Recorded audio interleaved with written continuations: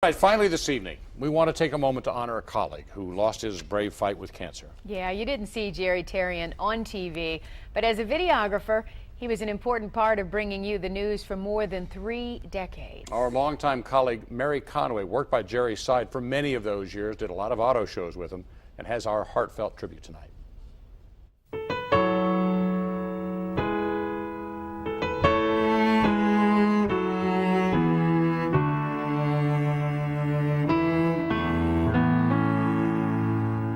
This is one of the toughest things I've ever had to do because Jerry Tarrien and I go way back.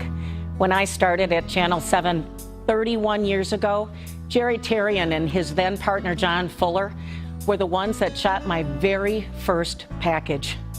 25 years ago, right about now, when that Yugo went off the Mackinac Bridge and I was up there for a week covering it, Jerry Tarrien was running the satellite truck. For the last 8 years that I was at Channel 7, I worked almost exclusively with Jerry Tarrien.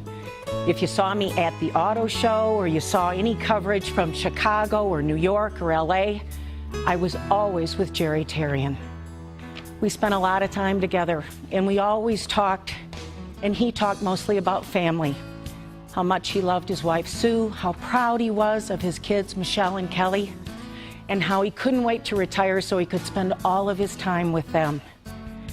Jerry is one of the good guys. He's one of the guys that put the action in Action News.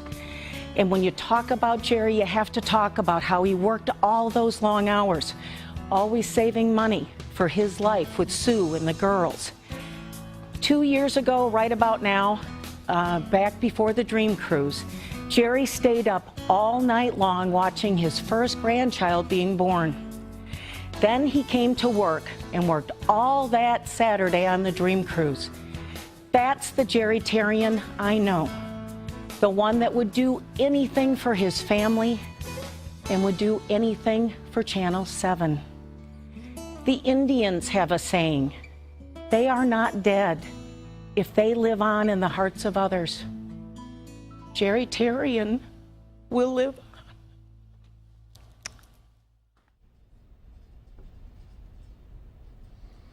A lot of us feeling that way today. I spent a lot of time on the road every year when I went to Mackinac. Jerry was always my photographer on that trip. I went to New York a bunch of times, Washington, D.C. When you travel, you wanted Jerry because he's one of these guys that just managed to get, he was like MacGyver. He could just get stuff done. And he always, by the end of the day, would always make the deadlines, and it would just be rush, rush, rush, and then he'd just have a story to tell. Just a little joke, a little smile. I think whenever I was in the truck with him, all I remembered is him talking about his young daughters and sacrificing, like Mary said, whatever they could so they could put their kids through private school, and he was so looking forward to just retiring and spending time.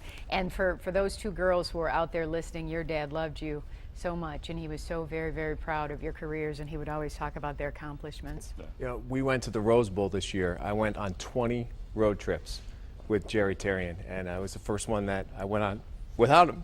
And the whole time we were there, he had such an affinity for Michigan State, and I knew he would have had a great time. And we missed him, and we will continue to miss you, buddy. Oh, yeah.